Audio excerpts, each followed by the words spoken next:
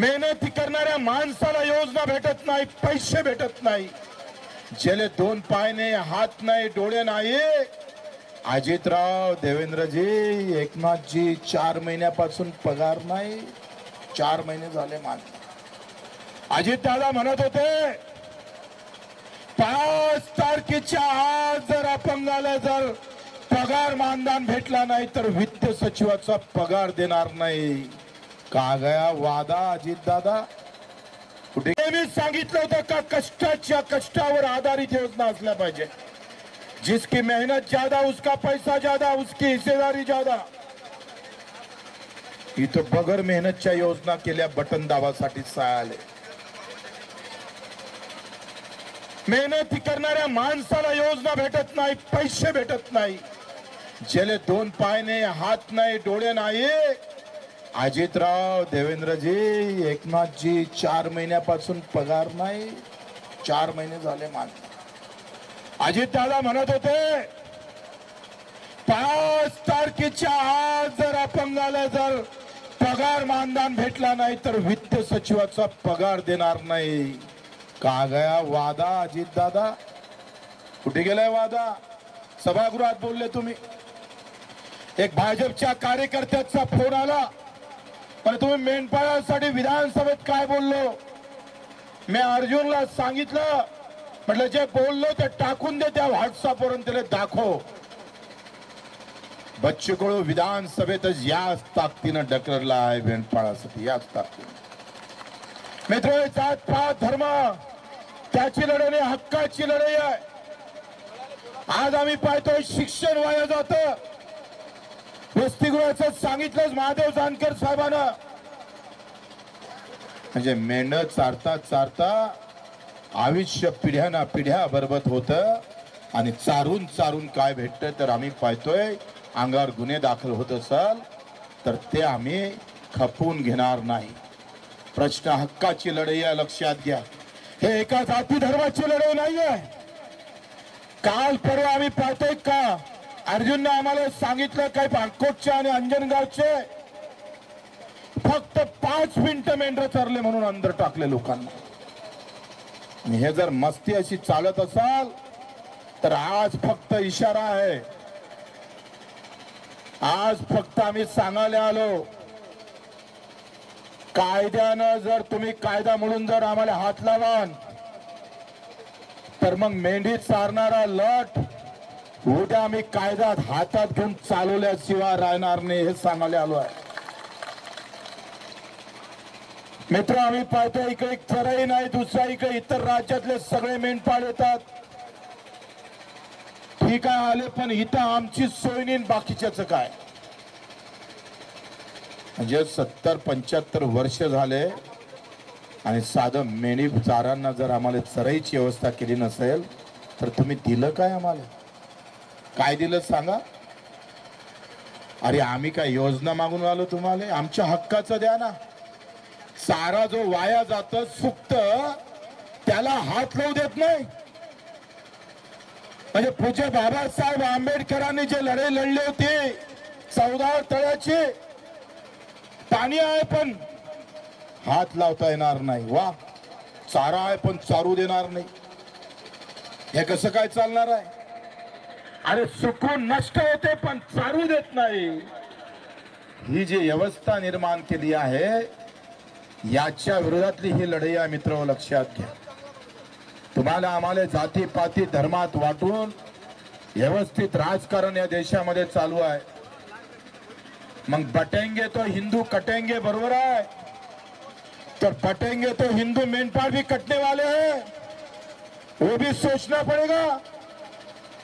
त्याला जर वाट झूट करून जर काटण्याचा प्रयत्न करत असाल धर्माच्या नावानं तर ते आम्ही सहन करणार नाही, लक्षात घ्या. कर्जमाफीची घोषणा केली आमच्या देवेंद्र साहेबांना, फडणवीस साहेबांना. सरसगट कर्ज माफ, सरसगट कर्ज माफ. आता बोंबलालेच तयार नाही. 1.5 महिने झाले महादेवराव. फडणवीस साहेब गायब. आता जानेवारी, फेब्रुवारी, मार्च, आता जर कर्ज फेडलं नाही, भरलं नाही आणि 31 मार्चच्या आत भरलं नाही तर 6% व्याज माफी भेटणार नाही, आणि 6% व्याज माफी जर भेटली नाही तर पुढच्या वर्षी कर्जच भेटणार नाही.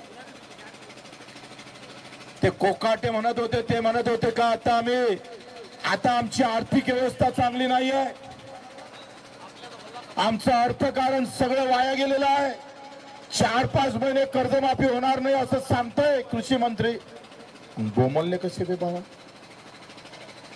तुम्हाला कोण सांगितलं होतं घोषणा करायला? बलावले जेवाले बलावाचं आमंत्रण द्यायचं, सहाले घरदनीच बाहेर पियाचं, गायब व्हायचं. ते स्पष्टीकरण मंत्री महोदय द्यायला तयार नाही आहे. आणि मग अशा सगळ्या व्यवस्थेमध्ये 13,000 रुपये तुरीचे भाव 7,000 आले, अधिक घटणार आहे. सोयाबीन तर मी सांगतोय मार्केटमध्ये 3,500 आहे. 7,000ची सोयाबीन 3,500 येऊन पडली. म्हणजे इकडे मेंढर चाराले जागा नाही, चरई छत्र नाही, पिकवांतर भावही नाही. मग जाव काय, कराव काय? शेती कराव तर भाव नाही, आणि मेंढर चाराव तर जागा नाही चरासाठी. इकून तिकून चार इकून आम्ही पाहतो, आम्हाला फसवण्याचा प्रयत्न झालेला आहे. आणि म्हणजे लढाई इशारा म्हणून आपण हे आंदोलन काढलेलं आहे. मित्र महादेवराव जानकर आम्ही पडलो म्हणून त्याला असं वाटतंय की भाई गए काम से. अरे गिरता हुआ है जो रुकता है, हम रुकने वाली थोड़ी औलाद है, हम तो चलने वाली औलाद है. आम्ही तर एवढ्या स्पीड न चालू का तुम्हाला आगून लागल्याशिवाय राहणार नाही साले हो. आणि ही लढाई जाती पाती धर्माच्या पलीकडे जाऊन हक्काची लढाई लढायची आहे. आज त्याची सुरुवात आपण इथं केलेली आहे. प्रचंड प्रहारचा कार्यकर्ता आणि मेंढपाळ बांधव इथं आहे. जेवढे मेंढपाळ बांधव आले असेल तेवढ्याच ताकदीनं जात पात धर्म न पाहता खऱ्या अर्थानं मानाचा मुद्रा आहे. तुम्ही जात पात धर्म पंथ न पाहता ही मेंढपाळ शेतकऱ्याची लढाई म्हणून तुम्ही सहभागी झालात, पण तुमचे मानावर तेवढे उपकार कमी आहे. छत्रपती शिवरायानं जे राज्य निर्माण केलं तुम्हाला माहित असेल. पन्हाळ्यावर जेव्हा सिद्धी जवाहरनं वेढा टाकला तेव्हा पहिला जर कोणी कामी आला असेल तर शिवा न्यावा काशीत न्यावी समाजाचा. दुसरं बलिदान जर कोणाचं झालं असेल तर ते वीरबाजी प्रभू देशपांडेचं झालं. आणि विशाल गडावर जेव्हा छत्रपती खूत केले तेव्हा छत्रपतीतल्या नात्यातलेच लोक तलवार घेऊन छत्रपतीच्या विरोधात उभे होते. मित्र, ही जातीपाती धर्माची लढाई नव्हती, ही हक्काची लढाई होती. आणि ते का विरोधात गेले तर छत्रपतीनं अवसूल एक नियम काढला होता की पाटील देशमुख देशपांडे कुलकर्णी जे जे काय वतनदार असेल त्याला शेतकऱ्याचा एक दाना सुद्धा भेटणार नाही, घेतले तर कापल्याशिवाय राहणार नाही. लढाई हक्काची होती. ही लढाईचा सिलसिला चालू राहिला. मल्हारराव होळकर असेल, अहिल्यादेवी होळकर असेल, यांनी ही लढाई मित्र अतिशय जिगरीनं तुमच्या आमच्यासाठी सगळ्यांसाठी सगळ्यांच्या हक्कासाठी ही लढाई अतिशय ताकदीनं चालू ठेवली. तुम्ही आम्ही पाहतोय लढले ते एका जातीसाठी नाही, धर्मासाठी नाही, तर तुमच्या अस्तित्वासाठी हक्कासाठी लढले मित्र. आणि म्हणून आपण सर्वांनी या लढाईमध्ये महादेवराव जानकर यांनी सांगितलं, हटकरांनी सांगितलं, ही लढाई हक्काची लढाई सुरू करायची आहे. जातीपाती धर्माच्या पलीकडे आमचा हक्क आहे. आणि काय हक्क आहे तर मेंढी असेल तर चाऱ्याचा हक्क नाही, पीक असेल तर भावाचा हक्क नाही. वो चाहे हिंदू रहे या मुसलमान रहे, बौद्ध रहे, तेली रहे का माळी रहे का, तिकडे आमचं बौद्ध असू दे का, धनगर असू दे का, पाटील असू दे का, मराठा असू दे का, कुंभे असू दे का, चामार असू दे, ही हक्काची लढाई लढायची आहे. शेतीले भाव भेटले, मेंढराले जर चरासाठी चारा भेटला, सालेव आम्हीच तुम्हाला महिना सुरू करतो एवढी ताकद आहे आमच्या मनगडात. इतनी धम्मक आहे हमारी. आणि जातीपाती धर्माच्या नावानं तुम्ही वाटत असाल तर आम्ही म्हटलं बटेंगे तो हिंदू किसान मरने वाला है भैया, किसान जिंदा रहना चाहिए, हमारा मेंढपाळ भी जिंदा रहना चाहिए. आणि ते सांगण्यासाठी इशारा द्यासाठी ही आंदोलनाची आम्ही सुरुवात केली आहे. मित्र, आम्ही जातीपाती धर्माचं कधी बोलत नाही, पण हक्काच्या लढाईसाठी बच्चू कडू मेला तरी 72 ही लढाई और ताकद से लढने वाले हैं. 350 गुन्हे आहेत, 350. असे थोडे 2 3 4 5 ज्या जिल्ह्यात गेलो तिथे तिथे. हे तर आज थोडस पहिल्या मेंढपाळ बांधव थोडस पहिल्यांदाच सहभागी झाले, नहीं तो हे कटगर गिरगर तर पार उठून टाकले असते साल. ये पुलिस वाले हमको क्या पुरने वाले हैं, लेकिन हमारा दिल अभी बैठा नहीं है. पहली बार है, थोड़ी प्रेम की भाषा बता देंगे, और दूसरे बार आएंगे ना, हटा सावन की घटा उखाड़ के फेंक देंगे. जितनी गोलियां उतनी चला देना सीने पर, उतनी ताकत से हम खड़े रहेंगे आपके सामने. हम डरने वाले नहीं है. माझ्या मायनं म्हटलं होतं 350 झाले का म्हणे, फक्त 1000 करायला पाहिजे होते म्हणे. त्या मायचा पुत्र आहे बच्चू कडू. 4 गुन्ह्यामध्ये 10 वर 2 3 1 वर्षाची सजा है. अगर नई अपील में जाते तो जेल में रहते थे.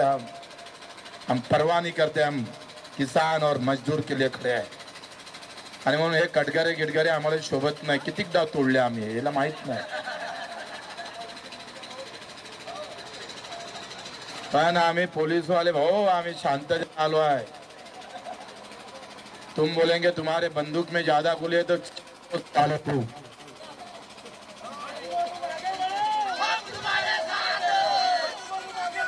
आम्ही शांत आंदोलन करण्यात आलो आहे, शांततेनेच करणार आहोत. गणेश नाईक साहेबांचा फोन आला आणि मी एका हप्त्याच्या आत मीटिंग लावतो, मेंढपाळांना चराईची व्यवस्था केल्याशिवाय राहणार नाही असं आश्वासन त्यांनी दिलं आपल्याला.